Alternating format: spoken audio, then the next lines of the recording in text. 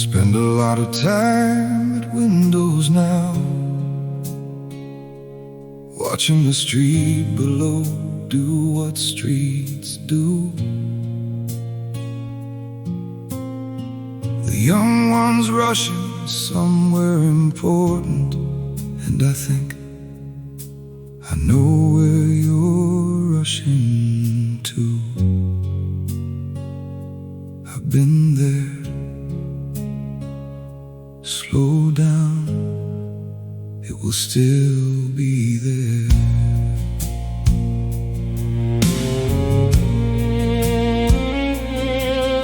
I was one of those rushing ones, believe me, always somewhere urgent and beyond, always chasing the next version of the something, always looking for the next thing to respond. And love was something I fit into the margins between the ambition and the going and the done. I gave it what was left of me at evenings, the remainder when the work was mostly run. And it lasted, the love lasted. She was patient, patient in the way that deep love learns to be. She waited at the window while I chased the urgent, and she was there each time I came back quietly. And now I am the one at the window, waiting for nothing in particular at all, just watching the street do its living down below me, and grateful for the quiet after all the call. Old man by the window with his coffee going cold, watching all the rushing that he used to do. Old man by the window with his stories in the fold,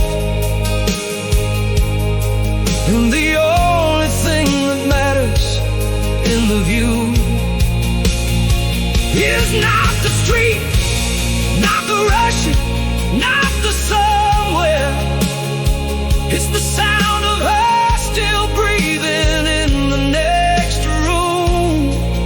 Old man by the window with his coffee going cold, and love is still the warmest thing in the room.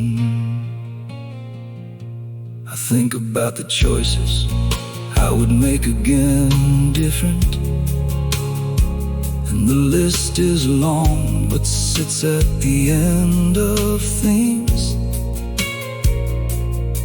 At the front of the list is less of the rushing, more of the window with her and what evening brings. More of the sitting still and being present, more of a looking at the face across the room, less of the away and more of the returning, more of the slow and less of the consumed. But I can't change the rushing, it already happened. Can only work with what the morning gives me now, and the morning gives me window and her breathing, and that is more than I had learned to allow.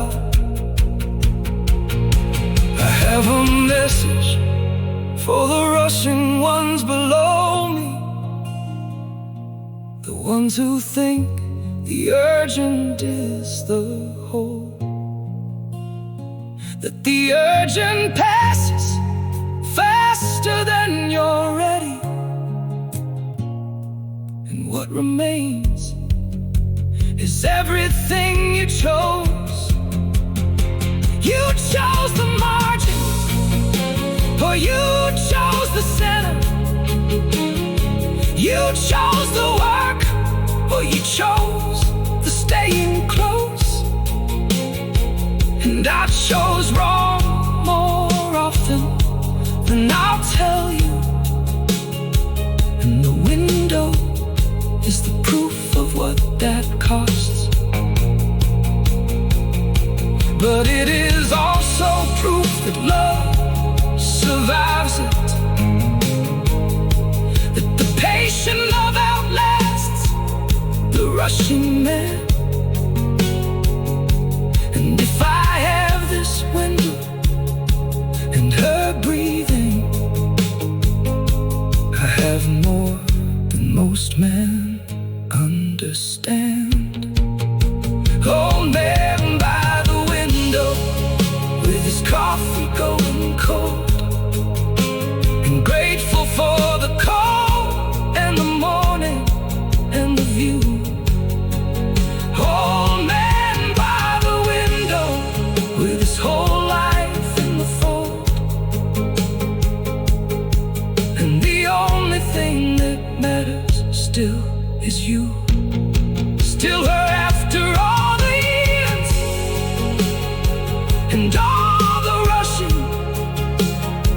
Still her at the center of the everything.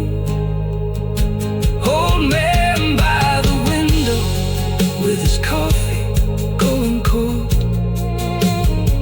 and cold coffee with her is the finest offering. Spend a lot of time at windows now,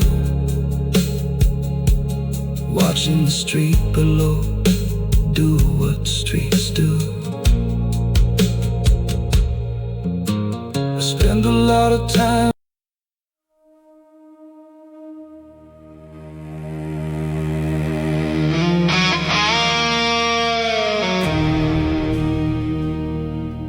There was a night we almost didn't make it. I want to say that plainly, not to dramatize,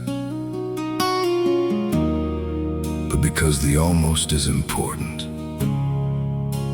The almost is where we chose.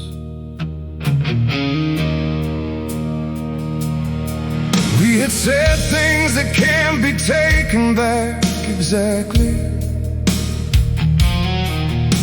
the kind that leave a shade in the air, the kind that come from somewhere true and furious, the kind that prove the love is still in there. Because you only fight like that for things worth fighting, only reach that depth of honest when it matters. And it mattered more than anything before it, which is why the night felt like it shattered. The kitchen at 2 in the morning, both of us standing in the wreckage of everything we'd built, and the choice was there between us on the table. Walk away or stay inside the guilt. Not the guilt of being wrong, though we were both wrong, but the guilt of what the walking away would be. The guilt of having something real and leave it. The guilt of choosing fear over the we. The night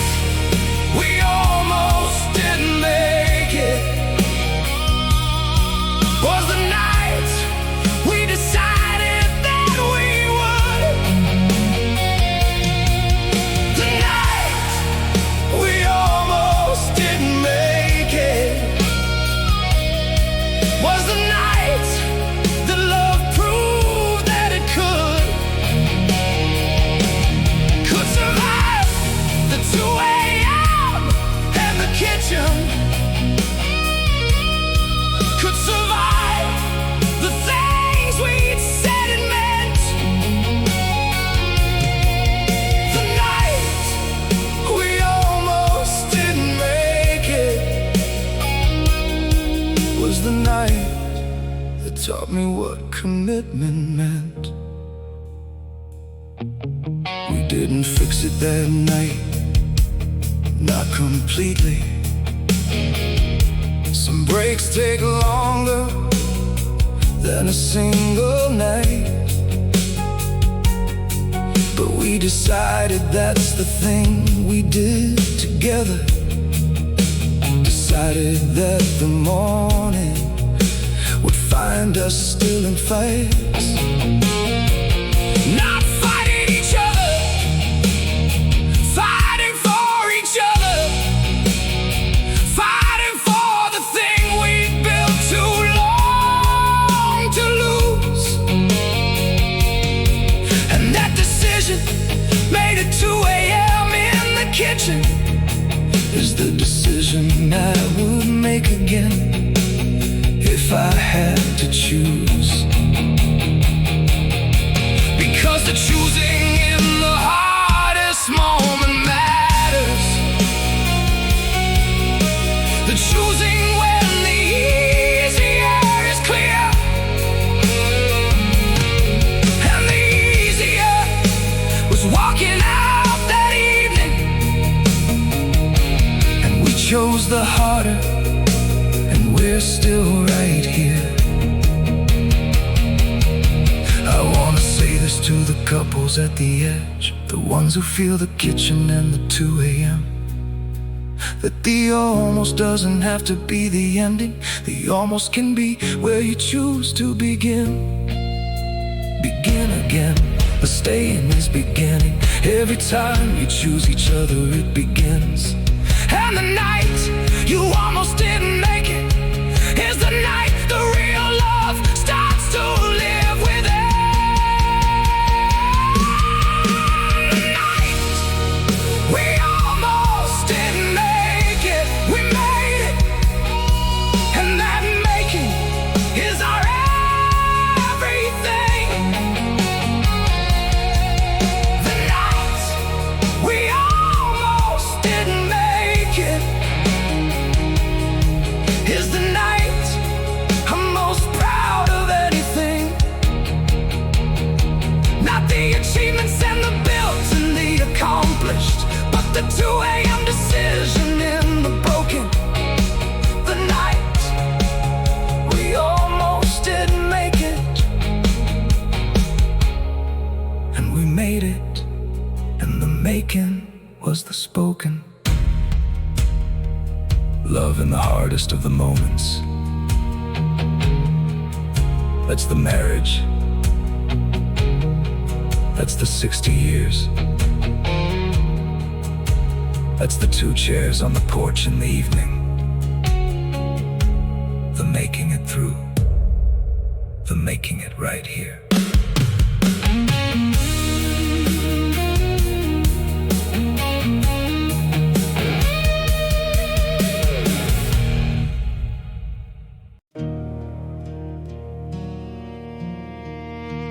When you live long enough, you start to outlive people you love. And nobody warns you about that. Nobody says, here's what it feels like to still be here when they are not. I'll tell you what it feels like. It feels like being trusted with something.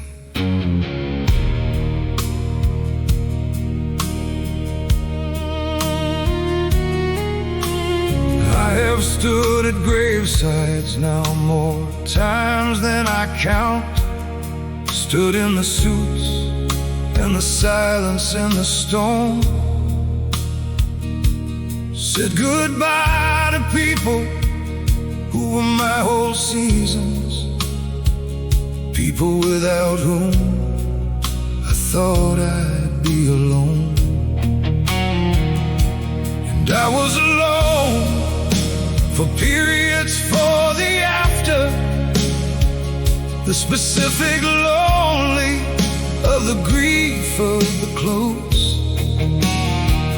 not the general only, of the unconnected, but the lonely of the specific that you miss the most.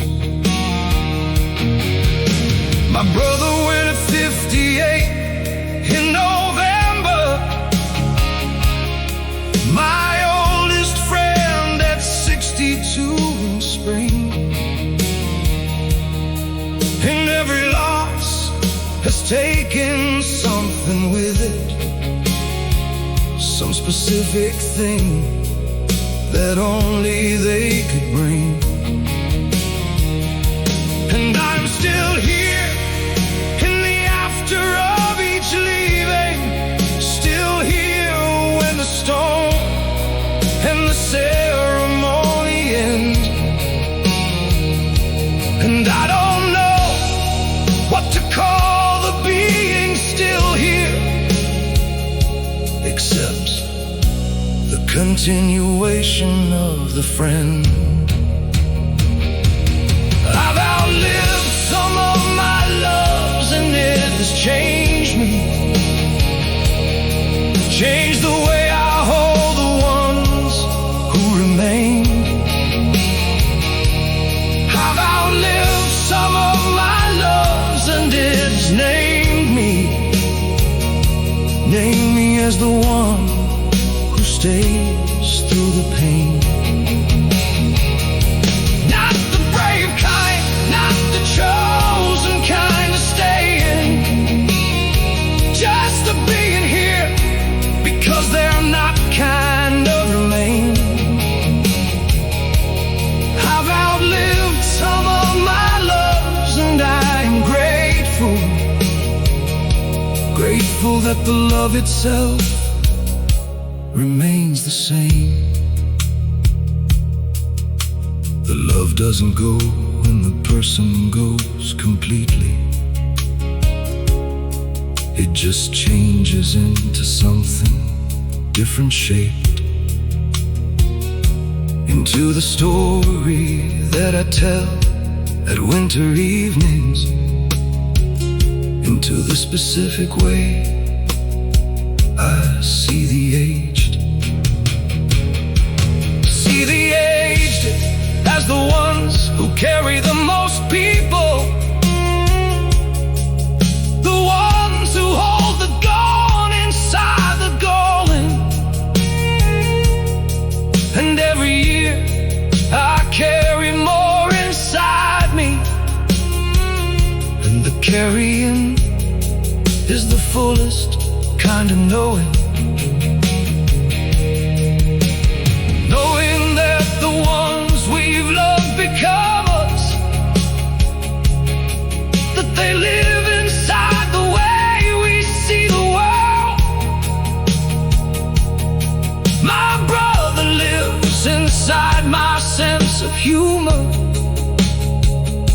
My friend lives in the places I've explored. I wanna say this to the ones who fear the losing, who fear the outliving that the years bring. The love survives the losing, that's the promise. Not the person, but the love, which is the thing.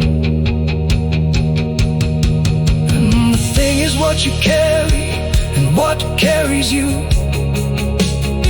through every after and every continue and more. And I am made all the loves I've carried, made of every person who has gone before. So when my time comes, and I know it's coming, I want the ones who love me to believe that I will live inside the way they love people, inside the specific love they carry when they grieve.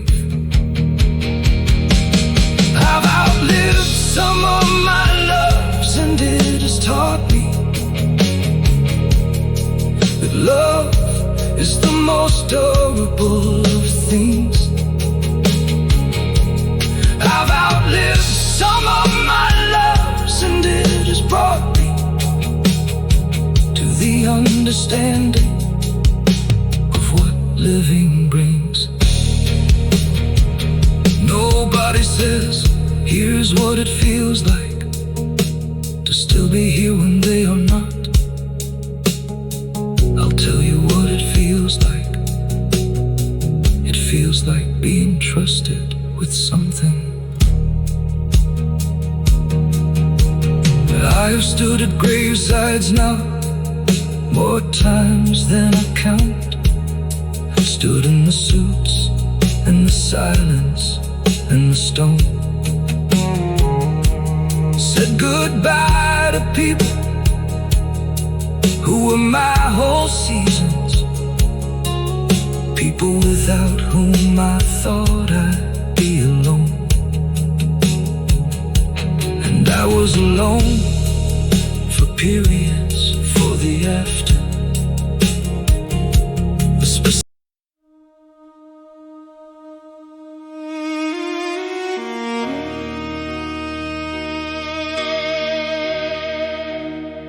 If you gave me the whole thing back, every year of it, every hard night and every beautiful morning, every wrong road and every right one, every love and every loss, I would do it all again. Every single thing. Because every single thing led me to where I am standing. And where I am standing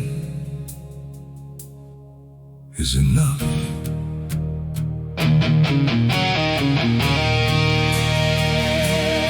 I have been asked if I have any regrets, and the honest answer is, of course I do.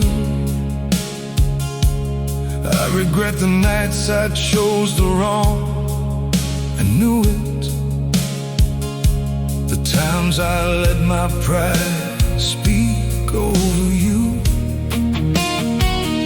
I regret the years I spent on things that mattered less, the work I put ahead of what was living. I regret the words I kept when they were needed, the love I held in reserve when it needed giving. And yet, I would not change the whole of it. I would not trade the broken for a smoother road, because the broken made me what I am beside you, and what I am beside you is the best I've ever owed. Note is not the right word, love is not a debt, but the gratitude for what the years have given, the gratitude that sits inside my chest at evenings, the weight of being loved completely, fully living. I would do it all again. Every road and every heart and every lost, I would do it all again. 'Cause every moment paid was worth the cost. Not because the hard was good, the hard was hard.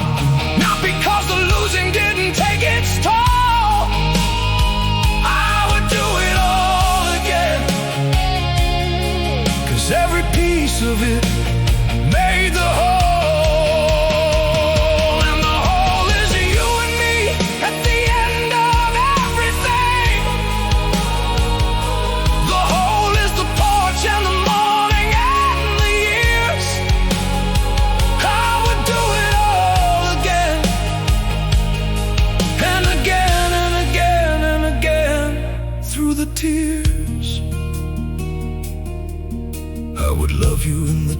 25 and 30, and in the 40 when the children filled the house.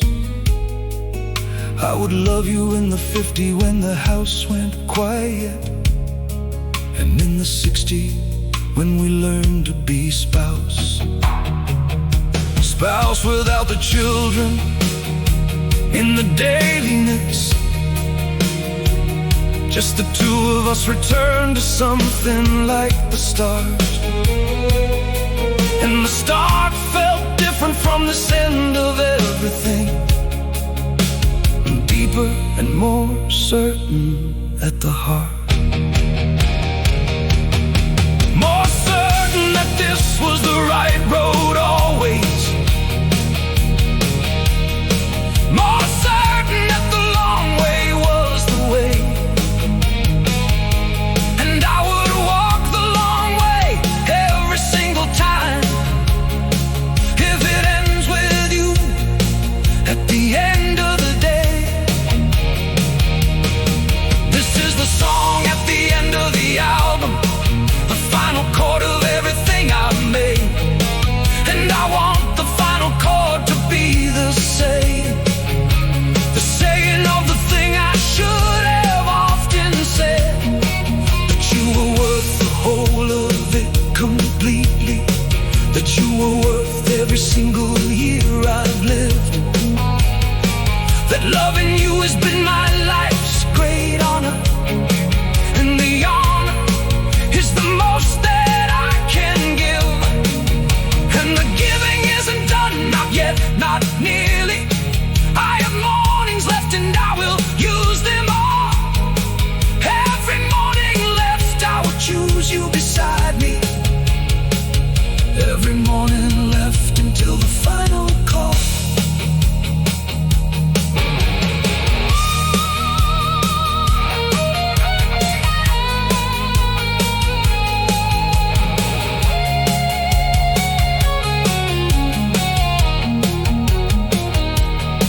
My voice is lower now than when this started, worn down to the gravel of the 60-year-old.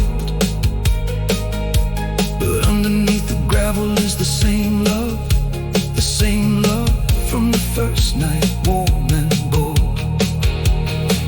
And bold is not a word I use for much that's gentle, but bold is what love is in the late season.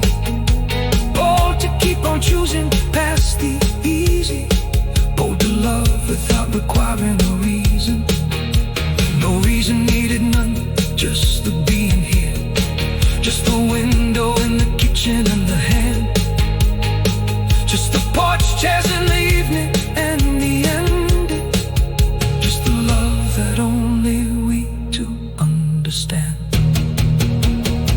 I would do it all again, and I am doing it again right now, today. I would do it all again, and again is every morning that I wake, and wake beside you, which is the whole point, which is the answer to the question of the years. I would do it all again, and again is not a burden, it's a gift. The gift of every morning still to come, the gift of every love note.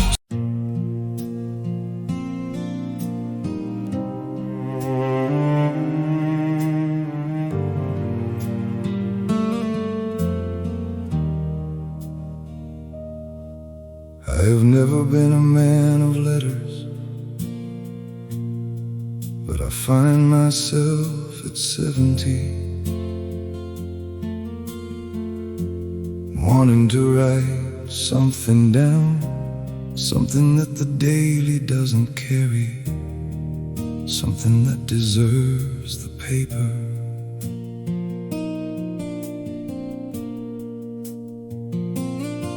Dear love, I'm writing this at the kitchen table,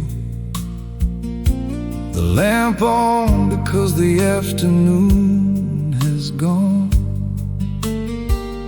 You are in the garden in the last of the October light, and and I am watching through the window,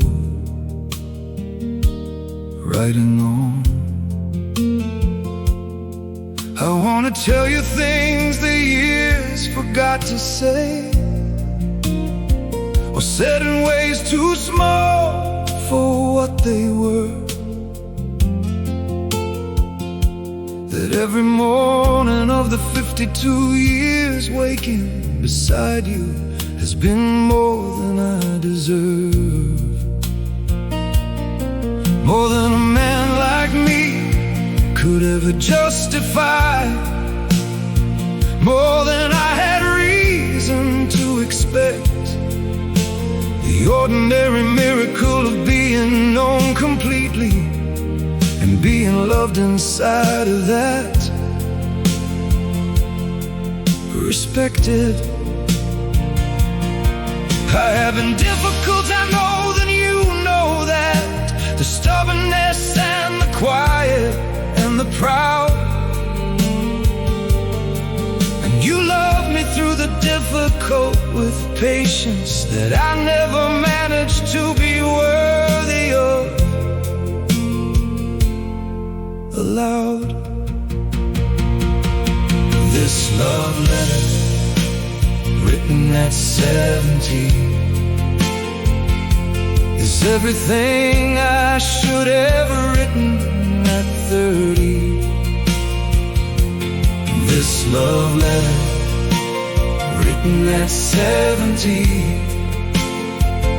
is the one the younger version was too busy with the doing and the building and the proving, too young to know the saying was the thing. This love letter written at 70 is the debt I owe to every unsaid spring.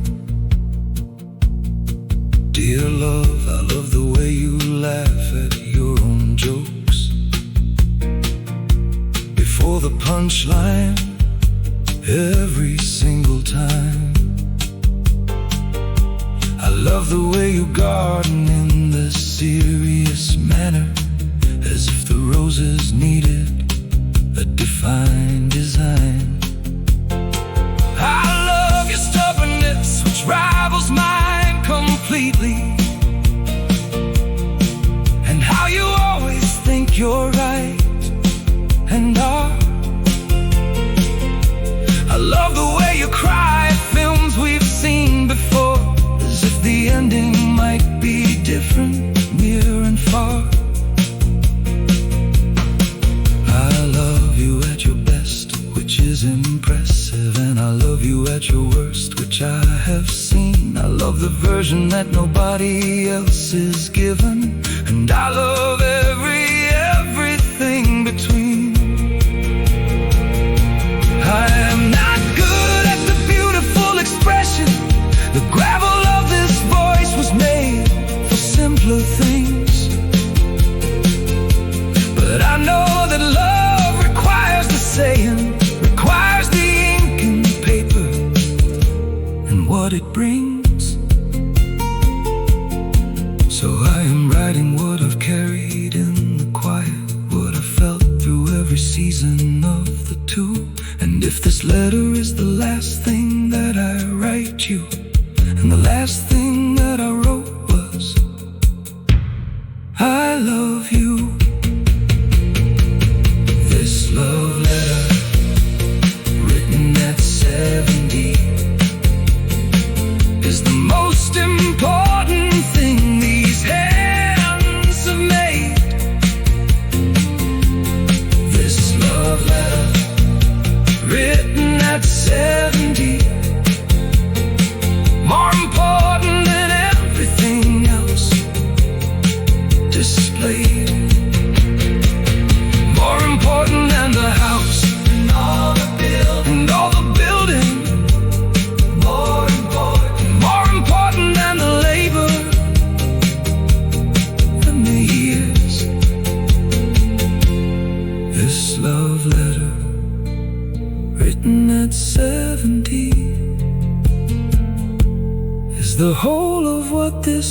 loving means, my dear.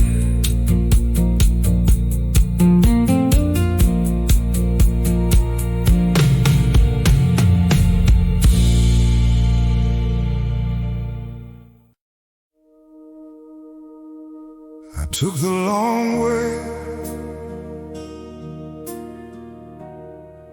I didn't know I was taking the long way. I thought I was just living, but looking back from here,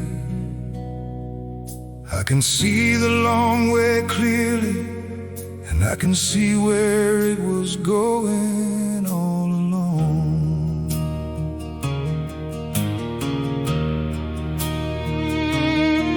I took roads that didn't work out, more than several. Loved people with the whole of what I had, and the loving didn't always find its landing, didn't always end in anything but sad.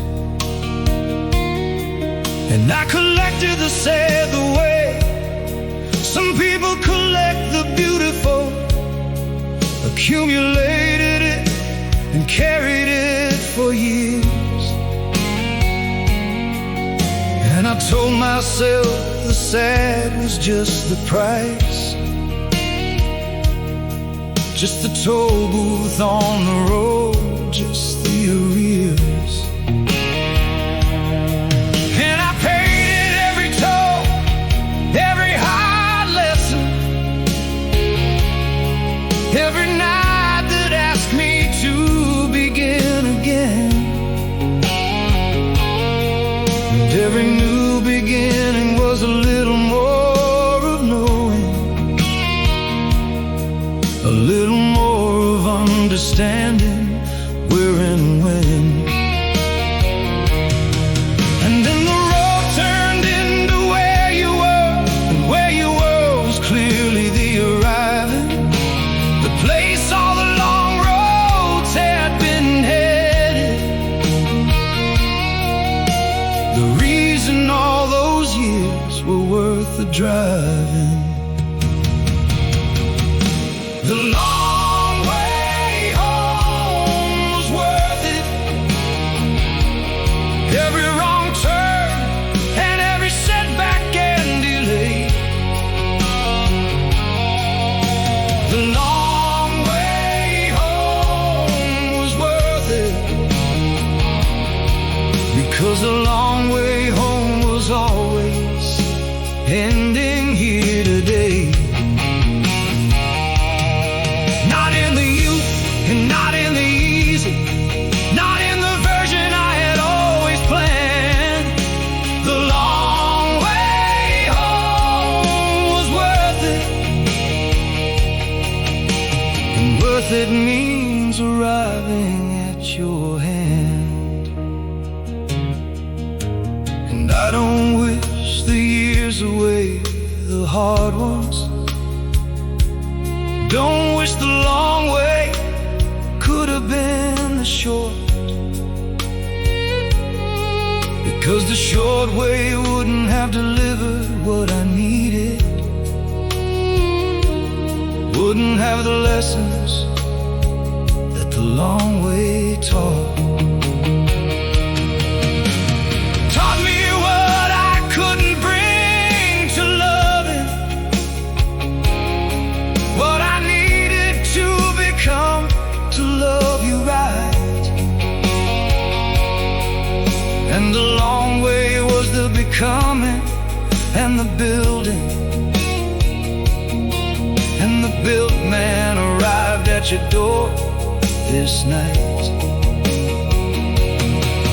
This night and every night since the arriving, this long stay in the home I finally found. And every road before this was the practice, the long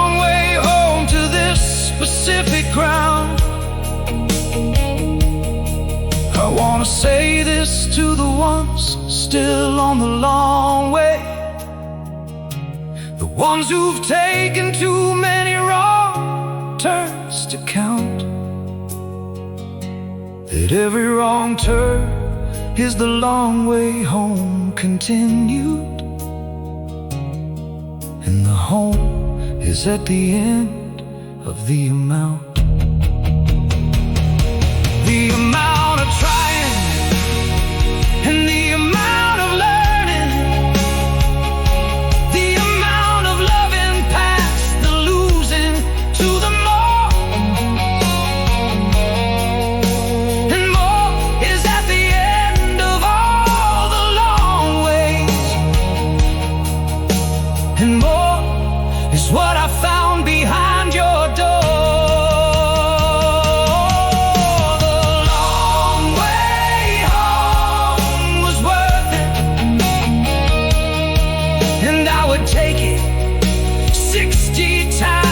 Again,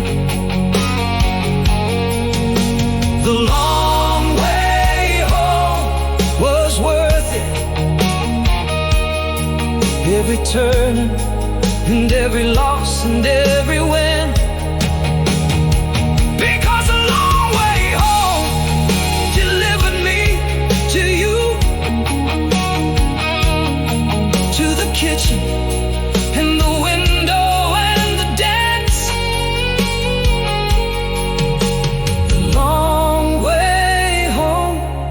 Was worth it, and the long way home was worth the taking of the chance.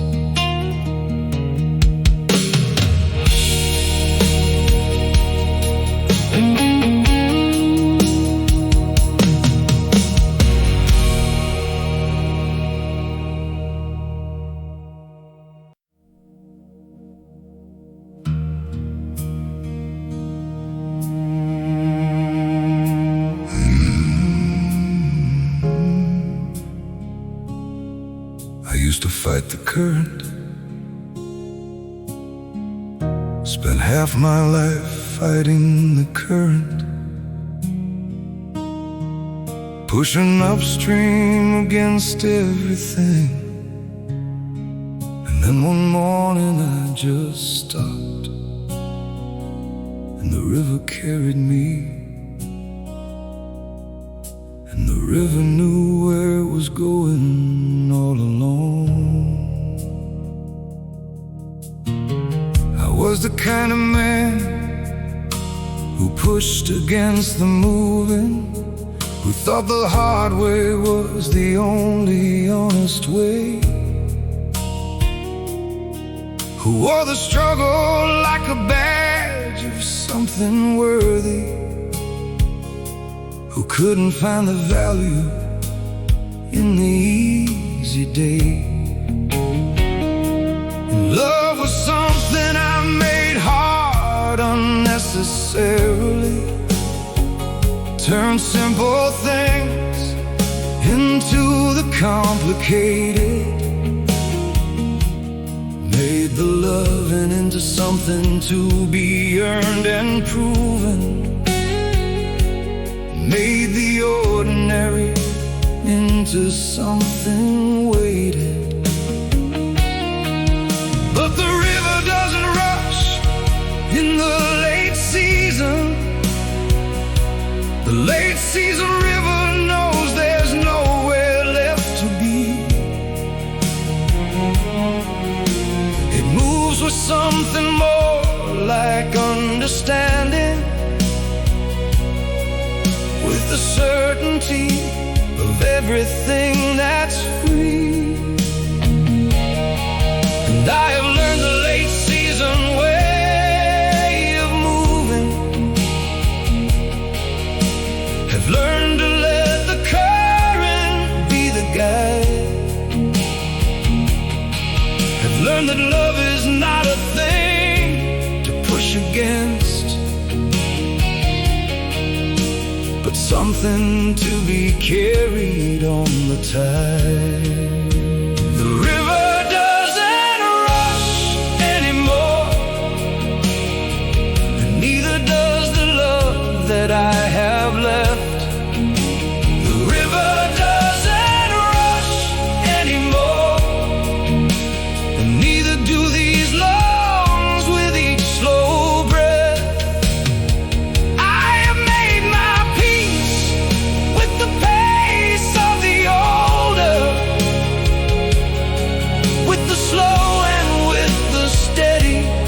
and the shore.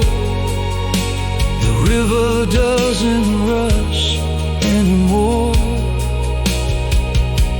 And unhurried love is the most beautiful cure.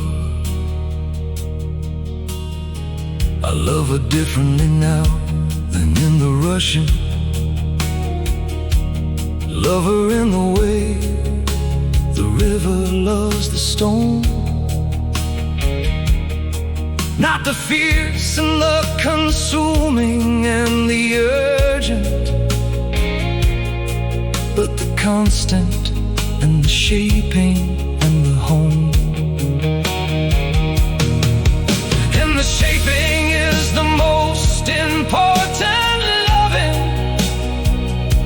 The love that changes you so slowly you don't notice, until you look one day and see the stone is different, worn smooth by years of love without a fuss. And I am the stone, and she is the river, and she has shaped me in the ways that rivers do, made me smooth where I was sharp and raw, made me someone worth the flowing to. I think about the younger man who rushed the river, who thought the rushing was the whole of what it meant. And I wanna tell him, slow down, let the current, let the water take you where the water went. Because the water knows the valley and the storm, knows the canyon and the open and the sea. And fighting the current wastes the life you're given, and the life you're given is the whole of what you'll be. The river doesn't rush anymore, and the love is slower and more true. The river doesn't rush anymore, and slow is how I want to love you. Slow and certain, and without the urgent needing. Slow and present in the moment that we have. The river doesn't rush anymore, and so is the most honest thing I've ever had.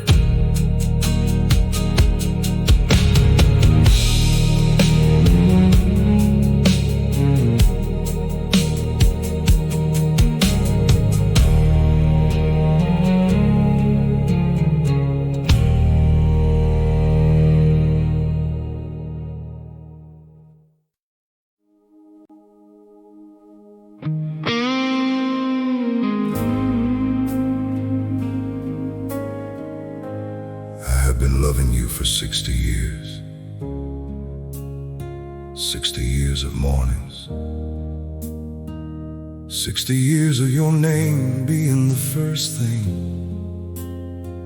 and the last thing, and everything in between. My hands look different than they did when I first held you. The skin is taking on the years and shows, but the feeling underneath the aged skin is the same feeling, the same pull toward you that nobody knows. Nobody knows it the way I know it. 60 years of knowing what your love feels like.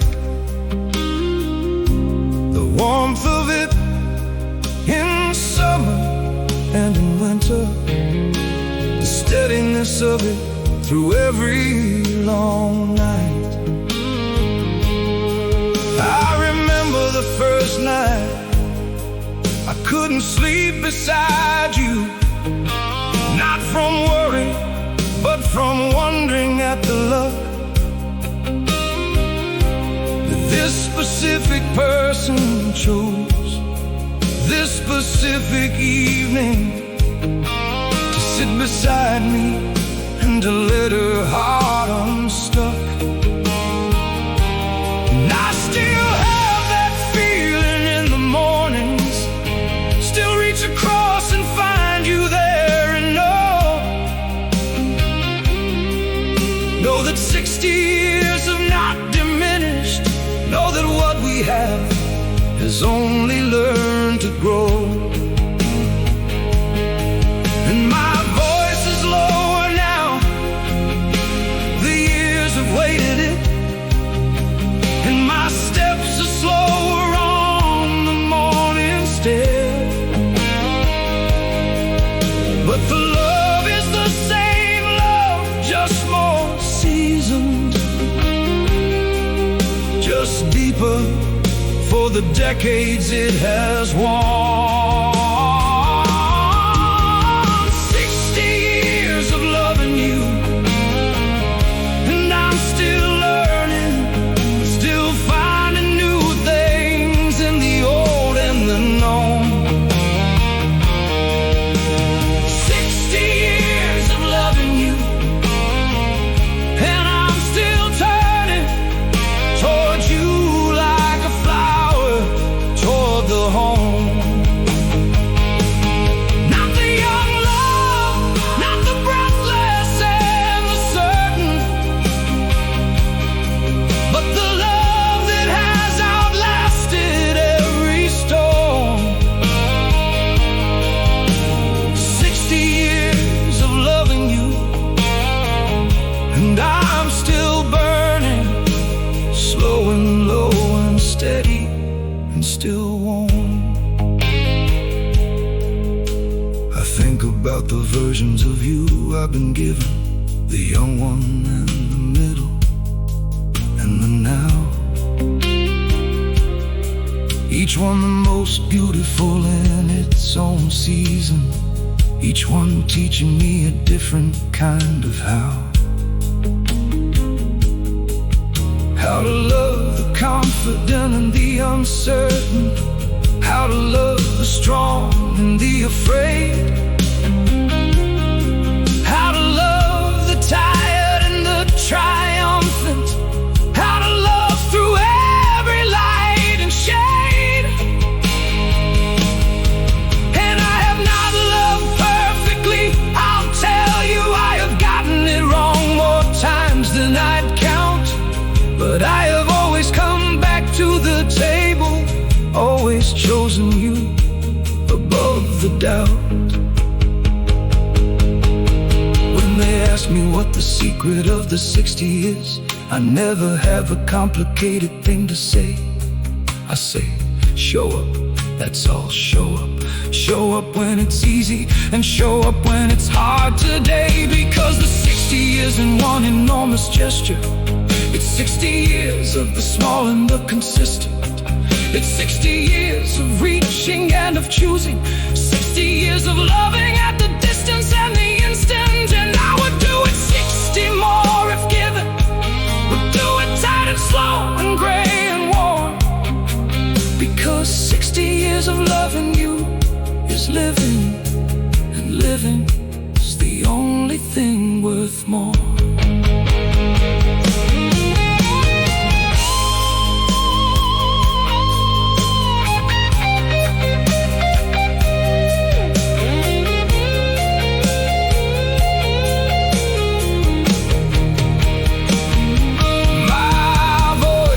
The gravel of the decades, the roughness of a road that's been well used.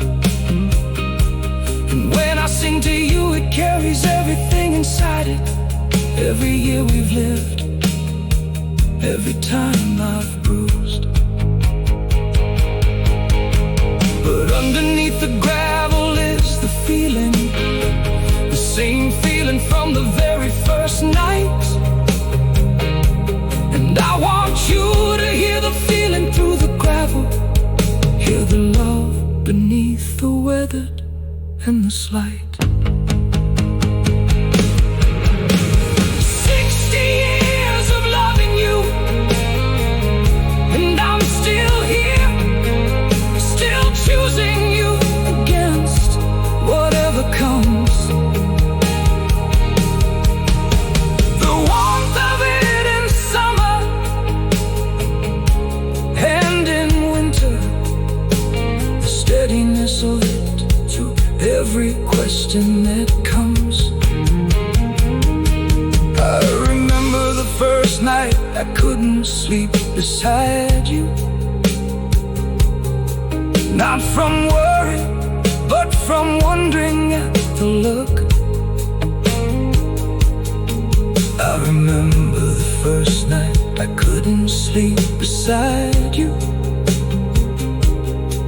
not from worry, but from wondering at the look.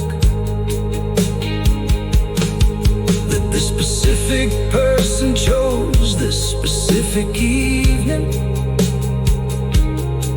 to sit beside me and to let her heart unstuck. And I still love that feeling.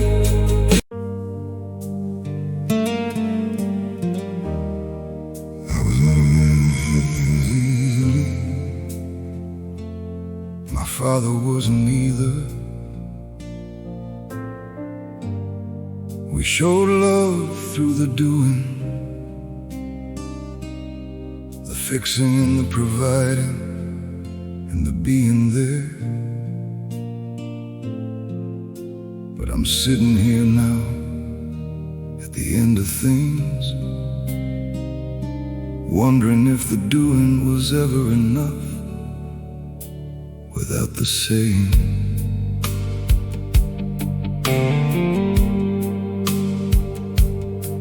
I built things with my hands that I was proud of, fixed what was broken without being asked, worked through every season without complaining, gave everything the giving asked. But the words were harder for me always. The three words and the variations of the three. I said them, but I rationed them like something precious, like saying them too often made them free.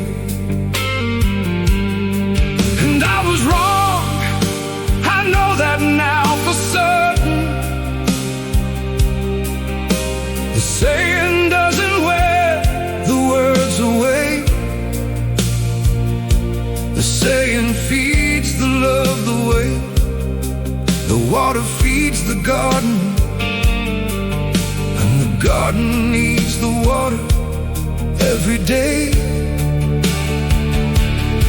And she needed the water, she needed the saying, needed the words alongside all the doing. And I gave her one and held back on the other.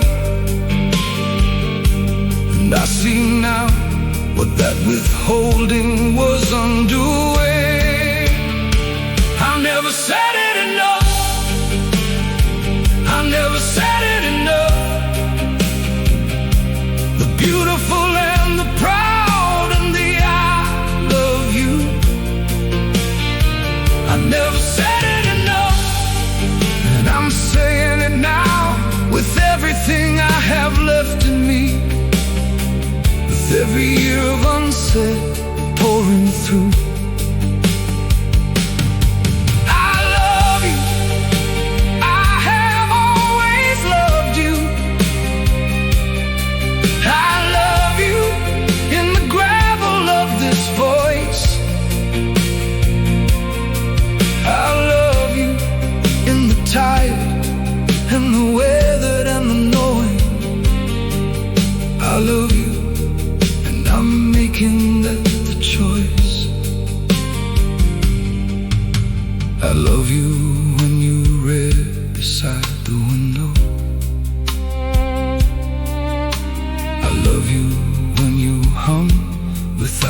tune. I love you when you argue that you're right and I'm not. I love you in the afternoon. I love you in the ordinary kitchen. I love you in the difficult and the great. I love you in the version of yourself at 70, more than I loved you on the very first day. And I should have been saying it like this all along. Should have let it come out freely and often. But I say it now, I say it every morning. And saying it is how the years have softened. There's a man I know who lost his wife last winter, who sits now with the words he never said, who would give every year remaining just to say them, just to fill the quiet that she left with something fed. And I think about him when I almost keep it quiet, when the old habit pulls the words back in. I think about the quiet that is coming for me too. And I open my mouth and let the love begin. I never said it enough, but I'm saying it now. I'm saying it in the morning, in the evening, in the dark. I never said it enough, but every day from here I'm saying it like it comes straight from the heart. Because the heart is what it comes from, only the heart. And the heart has been full of it for 60 years. I never said it enough, but I'm saying it enough now. I'm saying it enough now. Through the gravel and the gray and the tears.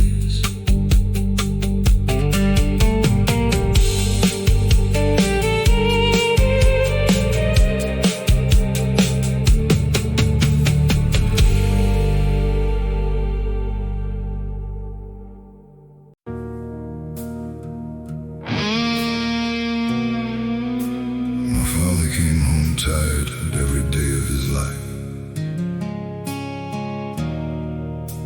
I didn't understand what he was carrying until I started carrying it myself.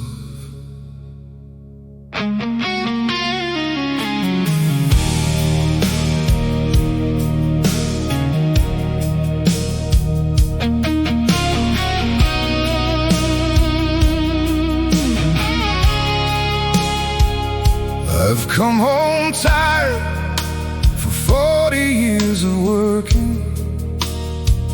Come through the door with the weight still on my back, the weight of the providing and the holding, the weight of all the things I can't take back.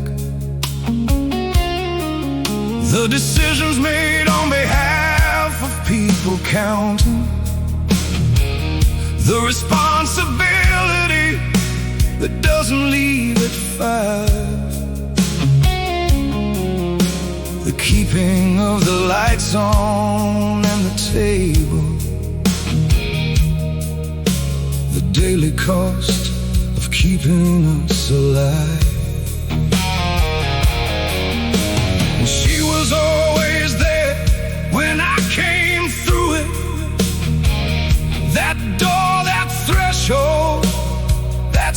Pacific air.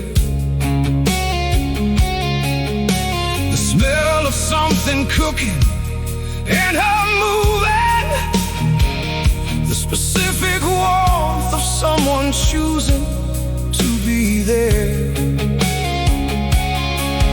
And she never asked me what the day it cost me.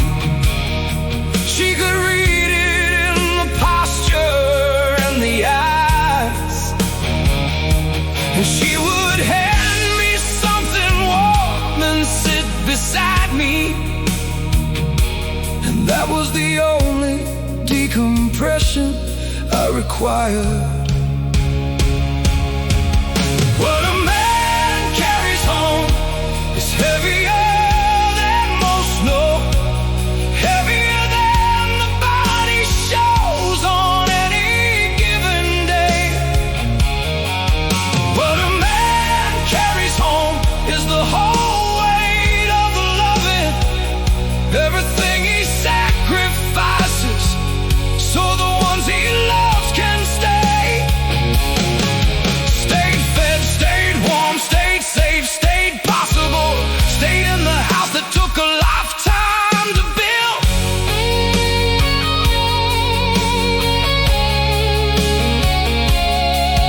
What a man carries home is the love dressed up as labor, and I have carried every day and will until I'm stilled. I don't say this to complain. I chose the carrying, chose the door and the threshold and the weight, chose the 40 years of time coming home to her, chose the labor over every easier fate. Because what's on the other side of the threshold, what waits inside the smell of something cooking, is the reason that the carrying is bearable, the reason that the tired doesn't stop me looking forward to the door, to coming through it, to her and all the ordinary that she keeps. And 40 years have not diminished that specific looking, that specific gratitude before I sleep. My son came home exhausted just this Tuesday, 20 years younger and already carrying it all. And I watched him sit down at the table heavy, and his wife hand him something, and I saw the fall of the weight as someone loving met him, the specific decompression of the known.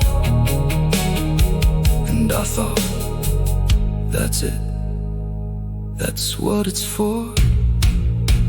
The labor and the carrying come home.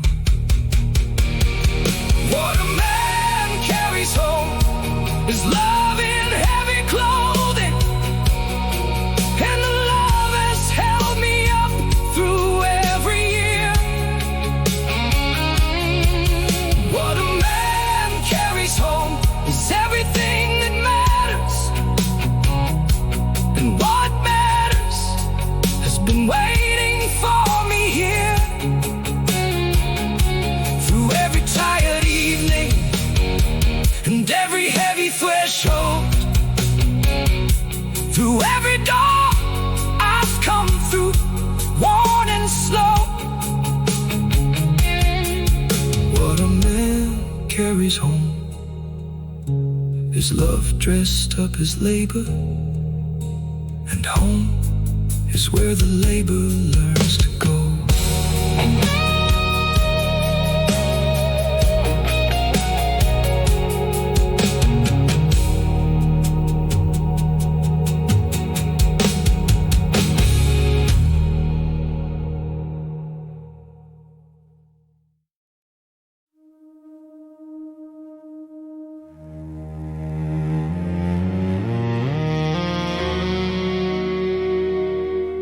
I'm not the man I was at 30.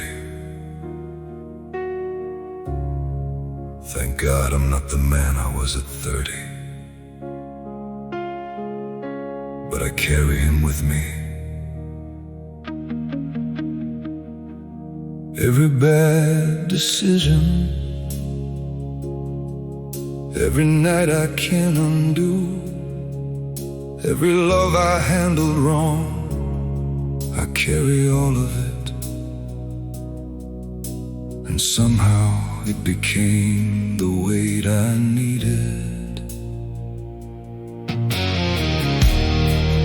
There's a weight that comes from living long enough to know things, the kind of knowledge that the young don't have to hold. The weight of what you've lost, what you wasted, the weight of the story as it starts to unfold. I have made decisions I am not proud of.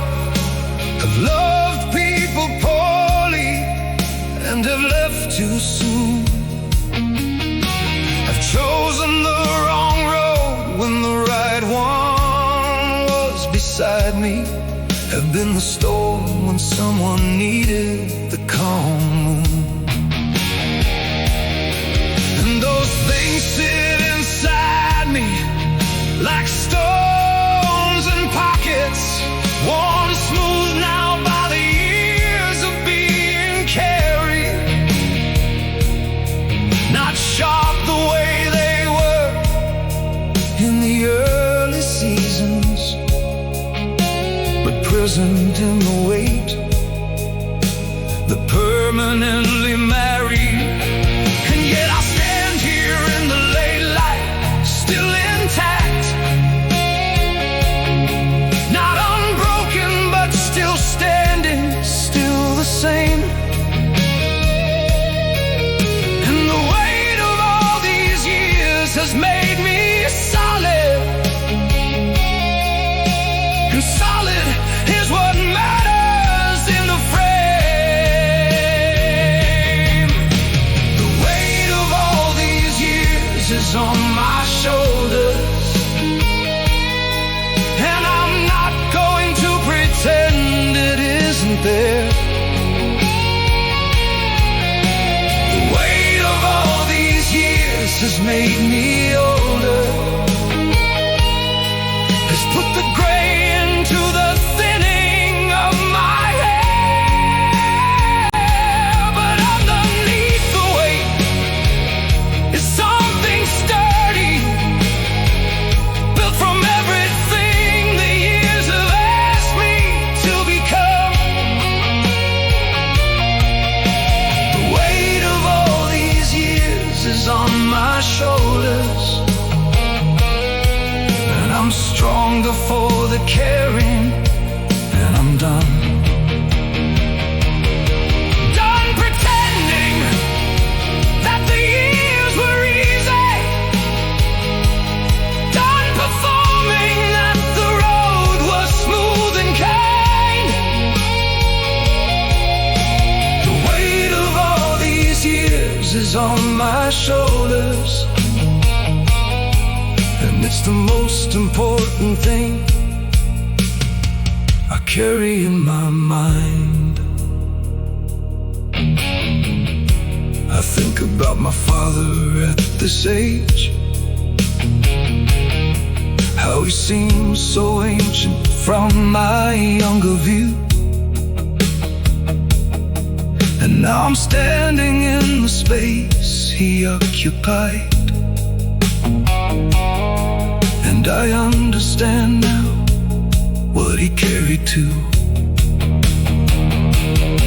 The weight of children and the weight of choices, the weight of being someone people needed from, the weight of the providing and the protecting, and the weight of not knowing when you've done enough. And he did it, he carried it with dignity. Not perfectly, no man does it perfectly, but with enough of the love and the intention that his children felt the carrying. That was he. And I wanna be the same kind of carrying, the kind that doesn't hide behind the strong, that admits the weight while still absorbing it, that says, yes, this is heavy, and I'll carry on. Because the carrying is the whole of what a life is, the weight and the choosing to remain upright. And I have chosen every single morning to carry what I'm given into the light.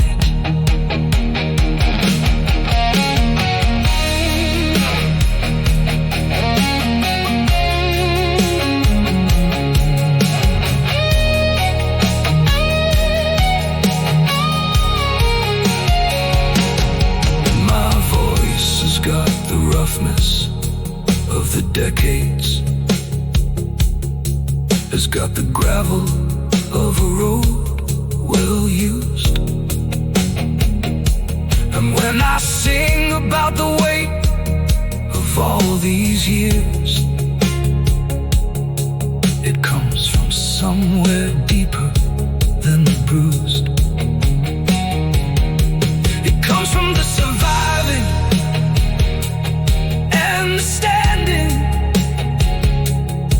from the 60 years of choosing to stay here, from the love I found and kept through all the waiting, from the love that made the weight worth carrying clear. The weight of all these years is on my shoulders, and I wouldn't lay a single year aside. The weight of all these years has made me who I am, and who I am is someone with a stride. She says something every night before she sleeps. Sometimes it's nothing, just a sound. Sometimes it's a sentence, but it's always exactly what I needed to hear, without knowing I needed it.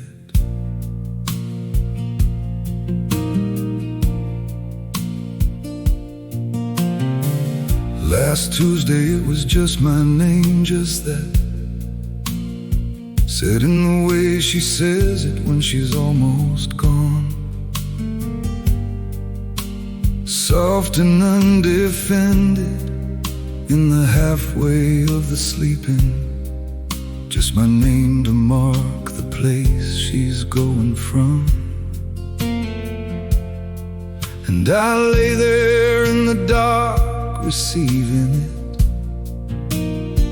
that one specific word that was my hope. 4 letters and a lifetime in the saying. 4 letters and she handed me my soul. something about the morning, something about needing milk and maybe bread, the most practical and least romantic offering. And I loved it more than any poem said, because that's the intimacy of the long love, the practical and the sacred in the same, the milk and bread and the saying of my name in darkness. And both of them mean everything the same. The last thing she said before sleep last night was the most beautiful sound I've heard all day. The last thing she said before sleep last night was all I needed her to say. Not the grand and not the decorated, just the ordinary of a woman going to sleep. The last thing she said before sleep last night is mine and mine and mine to keep. I collect them, I don't think she knows I collect them. The last things, the before sleep things, the quiet. Some nights the sentence, and some nights the silence. Some nights I laugh about something I'd forgotten by the riot, by the riot of the day that's finally over, the day that has delivered us to this, to the bed and to the quiet and the almost sleeping, to the last thing and the darkness and the bliss. And bliss is the right word, even in the tired, even in the 60-year-old version of the two. Bliss is lying in the dark beside someone who says your name. Bliss is all the last thing said by you. I hope I am the last thing that she hears before sleeping. I hope my voice lands somewhere in her rest. I hope the words I offer in the margin of the evening find their way into whatever she dreams best. And I hope that in the morning she remembers not the words but the feeling of the said, the feeling that she wasn't alone in the dark, that the last thing before sleep was love instead.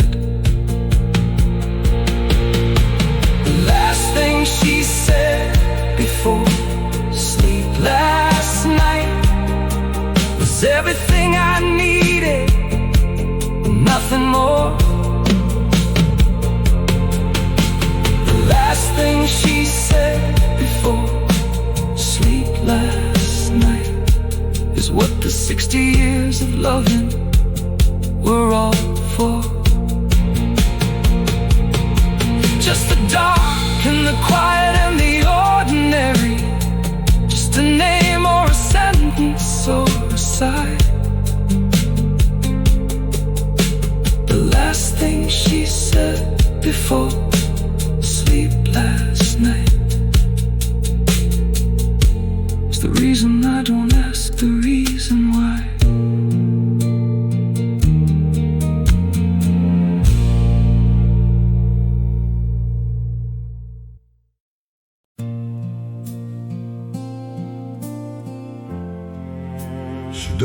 know I watch her.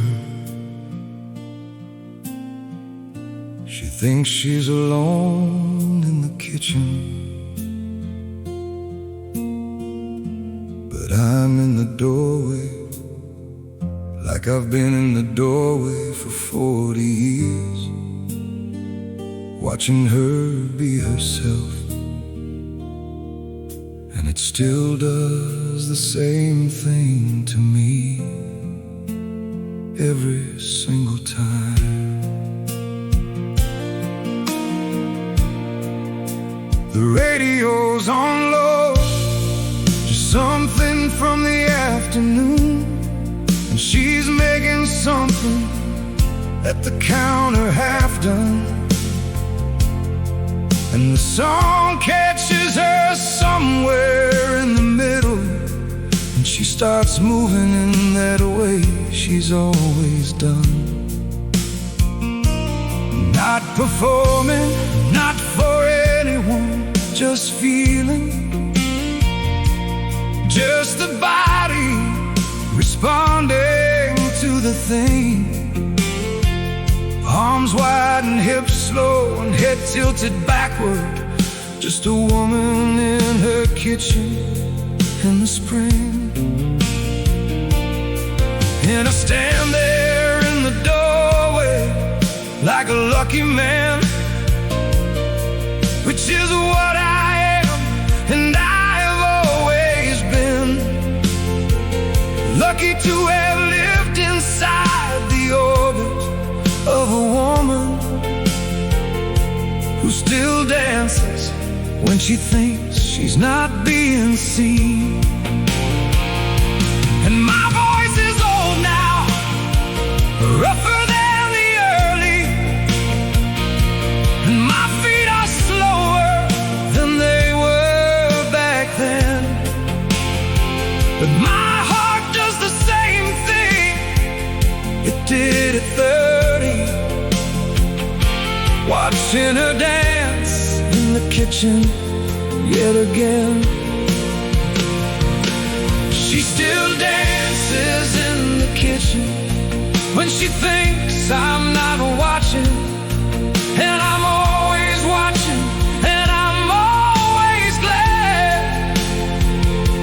She still dances in the kitchen on a Tuesday afternoon, and that dance is the best thing I have ever heard.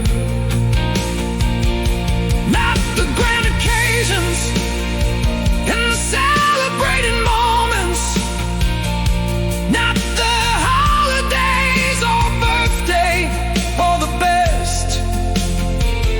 She still dances in the kitchen on the ordinary, and ordinary with her passes every test. I think about the kitchens we've danced in over decades, the apartments and the houses and the rented, each one with a radio on some afternoon of Tuesday, each one with the dance that she invented. The same dance, different decade, different kitchen, different hair and different song and different year, but the same woman and the same unguarded moving, and the same lucky man in the doorway, always here. And the luckiest part isn't just the watching, it's that she lets me in when she discovers, not embarrassed, not performing differently, just turning and including. She recovers into the dance, becoming two people, two old people, slow and grateful in the kitchen. And I take her hand the way I've always taken it,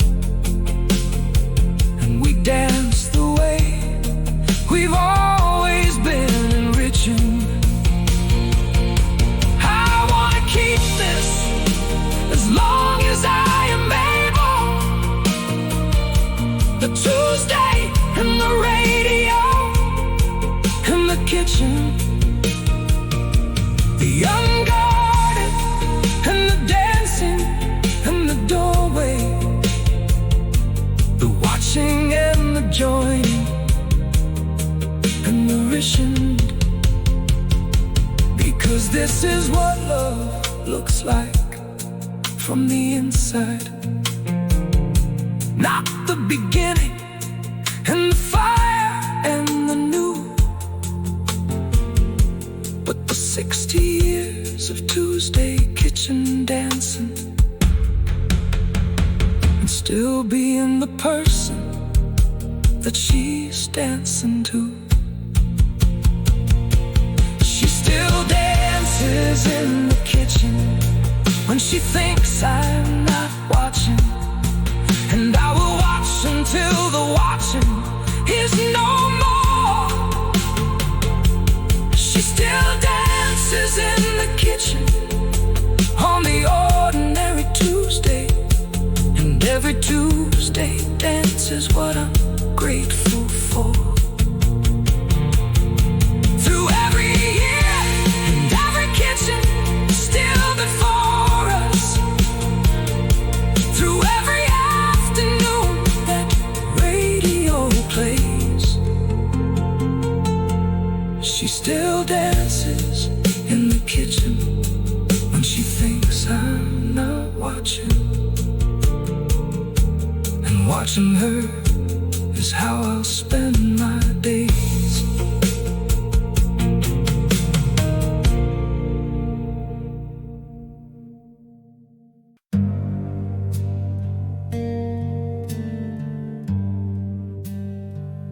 My hands are old now, the knuckles tell the years, the skin tells the work, but what they tell most clearly is everything they've touched that was worth the touching.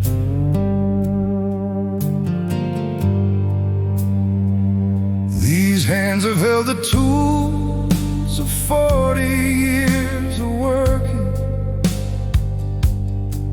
have built things that are standing still today, have fixed the broken and created from the nothing, have held the weight of everything I had to weigh. But the best of what these hands have ever touched is not the wood or the wrench or the maid. It's the hand inside my hand on the first evening. It's the hand that's been inside mine, unafraid. Unafraid for 50 years of the holding, unafraid to be the held when it was needed. And my hands remember every variation, every year of the hand inside the seated.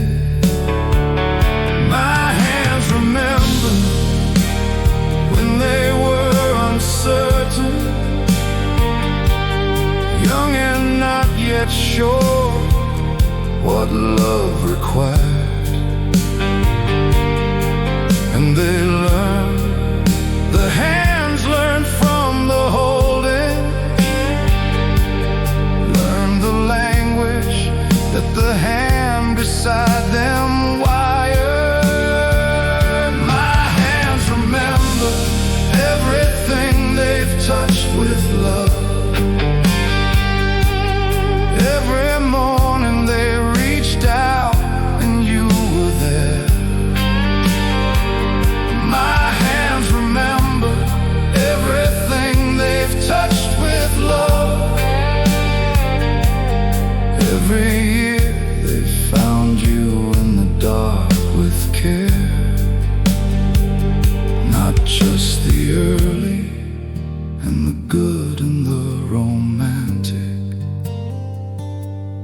but the hospital and the heart and the afraid.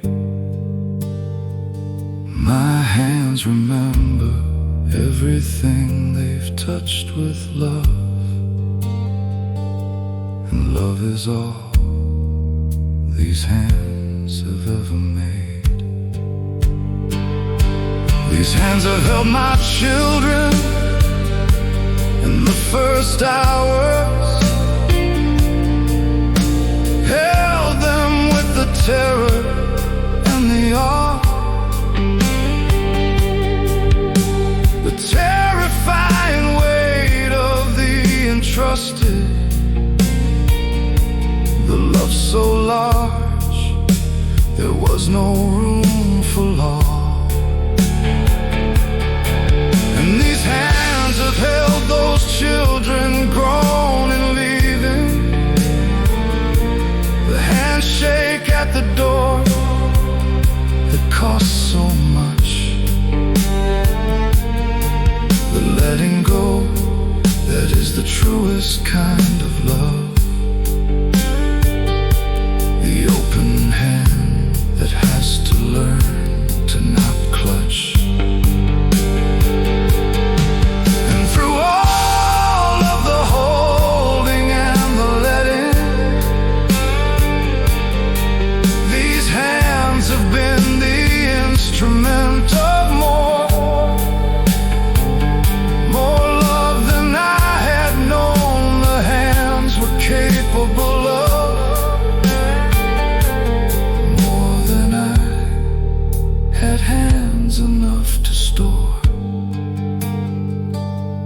I want the last thing these hands do to be holding, want the last sensation to be her hand in mine, wanna go out holding what has been the meaning, want the last thing to be love and love's design. Not the tools, not the building, not the make things, as proud as I have been of everyone, but the hand, the specific hand inside mine, that's the last thing these hands want to have done. My hands remember everything they've touched with love, and they will carry it to wherever hands go. My hands remember everything they've touched with love, and love is the only thing the hands need.